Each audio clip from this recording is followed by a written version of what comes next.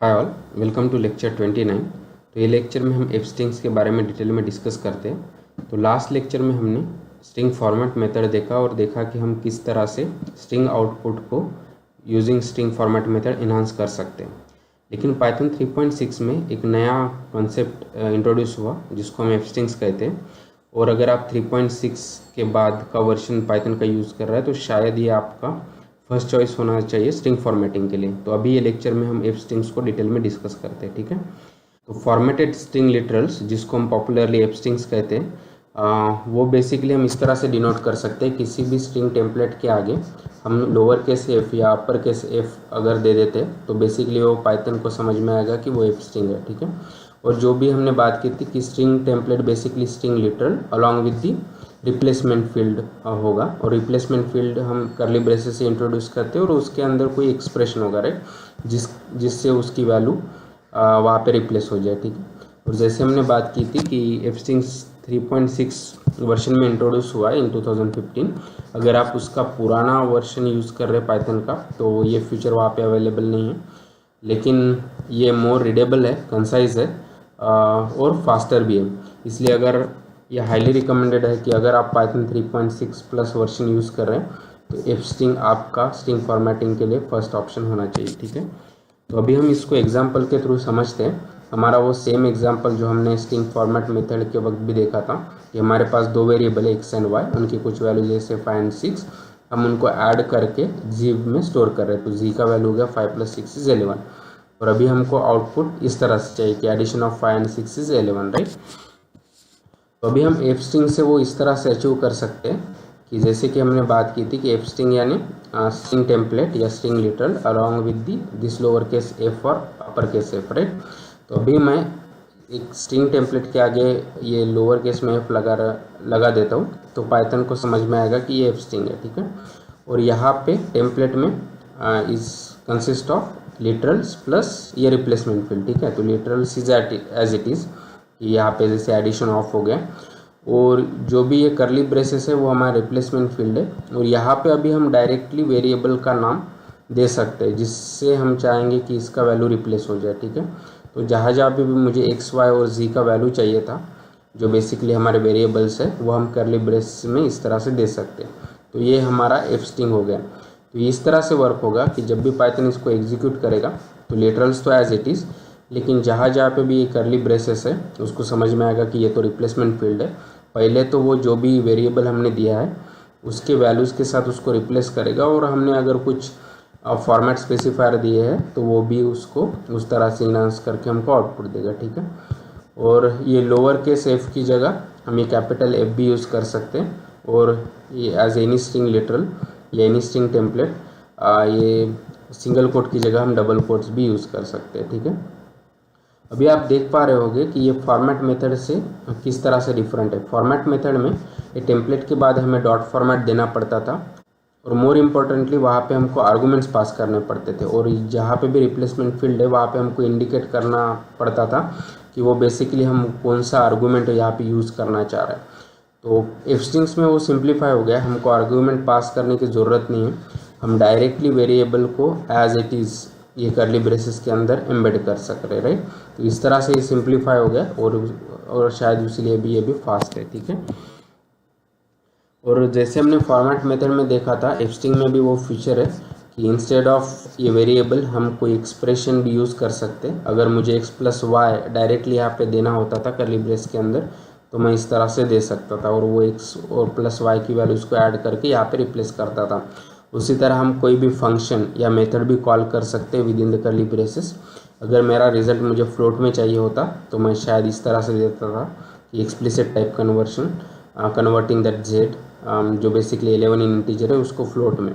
तो यही नहीं बल्कि हम जो भी हमने अभी तक स्ट्रिंग मेथड्स या फंक्शंस डिस्कस किए हम उन सभी को ये करली ब्रेसेस के अंदर यूज़ कर सकते हैं। तो ये feature as same as format method है, ठीक है।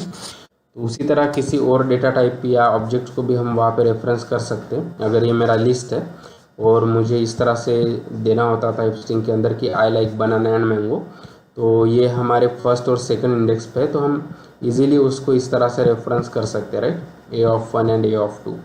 तो ये भी सेम है एज फॉर्मेट मेथड।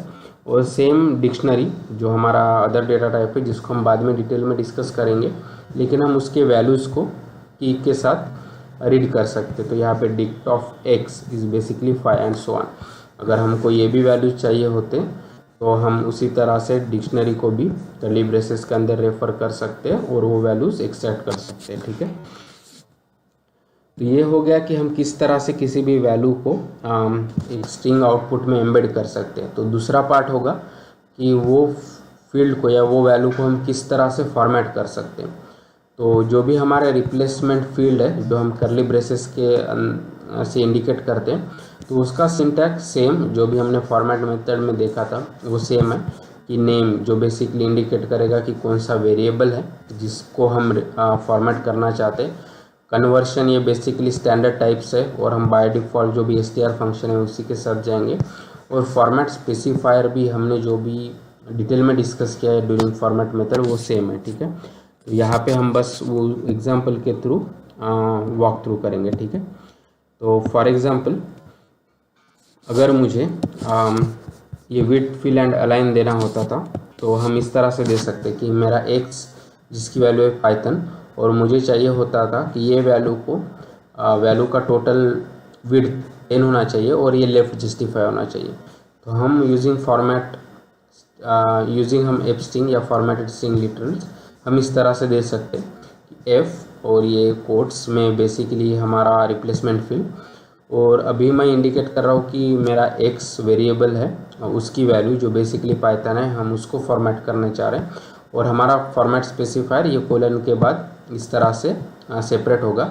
और फिर यहाँ पे मैं दे रहा हूँ विड्थ 10 और ये लोअर केस इंडिकेट कर रहा है कि लेफ्ट जस्टिफाई। ठीक है, तो हमको इस तरह से आउटपुट मिलेगा।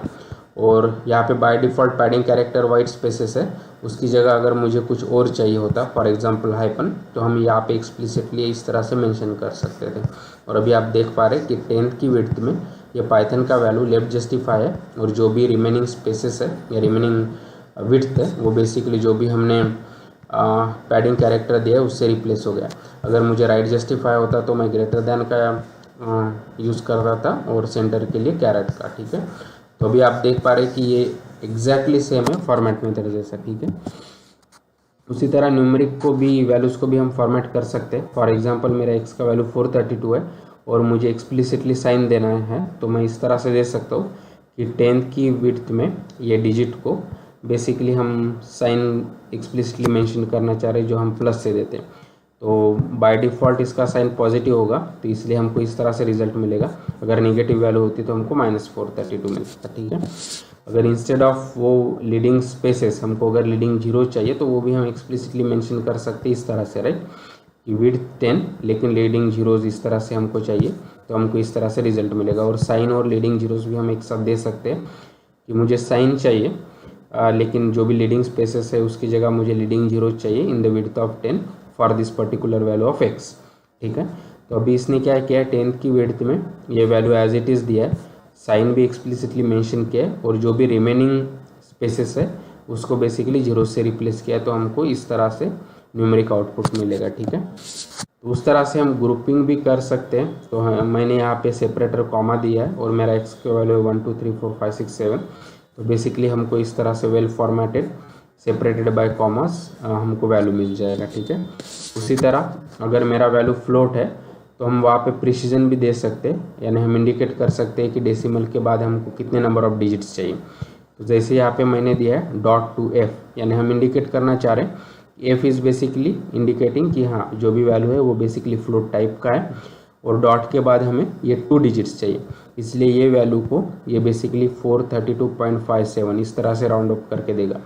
अगर हमारा .4 अगर f देता हूँ तो बेसिकली यहाँ पे डॉट के बाद मेरे 3 डिजिट्स है लेकिन वो ट्रेलिंग जीरोज ऐड करके हम इस तरह से वैल्यू हमको दे देगा। ठीक है, जैसे कि आप देख पा रहे हैं इसका सिंटैक्स काफ़ी सिंपल है, हमको आर्गूमेंट्स पास करने की ज़रूरत नहीं है और वो मैपिंग करने की ज़रूरत नहीं कि हम किस आर्गूमेंट को रिप्लेस करना चाह रहे हैं। हम डायरेक्टली जो भी हमारे वेरिएबल्स है उनको एज इट इज़ वहाँ पे एम्बेड कर सकते हैं और जो भी हमने फॉर्मेट मेथड में देखा था उसी तरह से रिप्लेसमेंट फील्ड के बाकी के सिंटैक्स है और सेम स्ट्रक्चर हम यहाँ पे यूज़ कर सकते हैं। ठीक है, लेकिन अगर आप पाइथन 3.6 का बाद का पाइथन वर्जन यूज़ करें तो शायद आपके लिए एफ स्ट्रिंग्स मोर रिकमेंडेड है फॉर फॉर्मेटिंग स्ट्रिंग्स।